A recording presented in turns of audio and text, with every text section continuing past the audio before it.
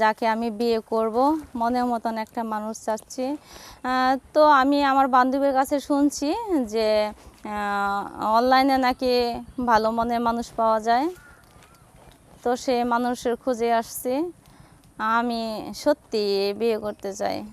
তো আসলে আমার আসার উদ্দেশ্য হচ্ছে একটাই, যে আমি যখন ছোটো আমার মা আমাকে নিয়ে আমার যে জন্মদাতা পিতা ওখান থেকে পালে আইসা একটা পুরুষের সাথে বিয়ে বসছে। বৈশা আমি ওখানেই ছিলাম, আমার মার কাছে মানুষ হয়েছি। কিন্তু আমার উপরে আমার সৎ বাবা অনেক অত্যাচার করছে।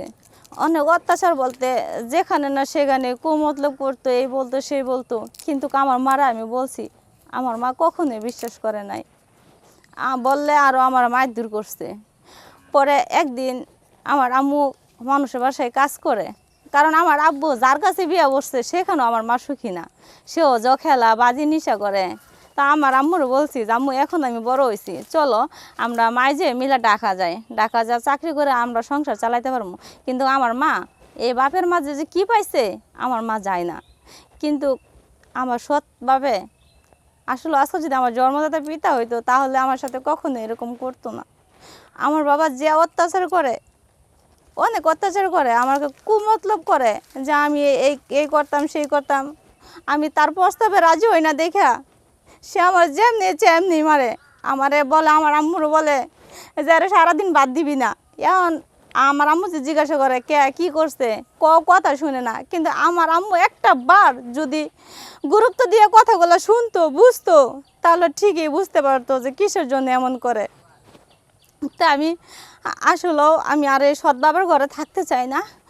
আমি একটা বিয়ে করতে চাই। আপনাদের মাঝে এমন কেউ কি আছেন যে আমাকে বিয়ে করে আপনারা আমার পাশে দাঁড়াবেন? আচ্ছা, বিষয়টা হলো কি, আপনার সৎ বাবা কি কখনো সুযোগ নিয়েছে আপনার বা নেওয়ার চেষ্টা করছে এরকম কোনো?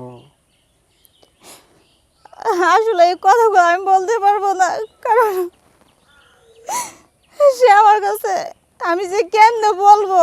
আসলে সে আমার অনেক সুযোগ নিছে, কিন্তু একদিন আমার গায়ের উন্নাও সরাই ফেলাইছে। কিন্তু আমি হাতে পাও ধরছি, আমারও রেহাই দেয় নাই। কিন্তু আল্লাহ যা করে ভালোর জন্য করে।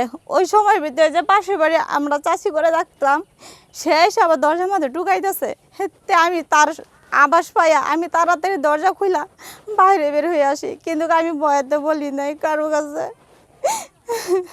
আচ্ছা, এখন যদি আমাদের কোনো দর্শক আপনার সাথে যোগাযোগ করে বা কেউ যদি দায়িত্ব নিতে চায়, কেমন কি?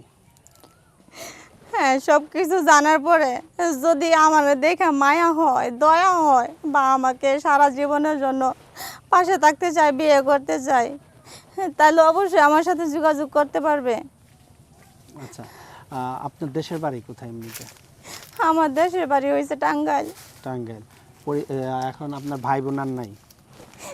কেউ আপনার নাই। ওই বাবা আপনার সাথে যোগাযোগ করার চেষ্টা করে না? কখনোই না, কারণ আমার বাবা যোগাযোগ করবে কেমনে, কারণ সে তো কখনো ঠিকানায় জানে না। আচ্ছা, এখন আমরা অনুষ্ঠানের শেষ পর্যায়ে, দর্শকদের কিছু বলার আছে? দর্শকের উদ্দেশ্যে একটা কথাই বলতে চাই, যে আমি বিয়ে করে আমি সংসার করতে চাই। আমি সৎ বাবার ঘরে থাকতে চাই না, কারণ সে অনেক চেষ্টা করছে কিন্তু পারে নাই। আপনারা এমন কেউ কি আছেন যে আমাকে বিয়ে করে এখান থেকে আমাকে মুক্ত করবেন? প্লিজ ভাই, যদি থাকেন তাহলে অবশ্যই আমার সাথে যোগাযোগ করবেন। হ্যাঁ, তো যোগাযোগটি কীভাবে করবেন আমি সেটাও বলে দিচ্ছি। আপনারা প্রথমে এই পেজটাকে ফলো করবেন, তারপরে শেয়ার অপশনে ঢুকে দেখবেন আমার হোয়াটসঅ্যাপ ইমো নাম্বার দেওয়া আছে। আপনারা চাইলে আমার সাথে যোগাযোগ করতে পারবেন। ভাই, আমি কিন্তু আপনাদের ফোনের আশায় থাকবো, অবশ্যই আমাকে ফোন দিবেন।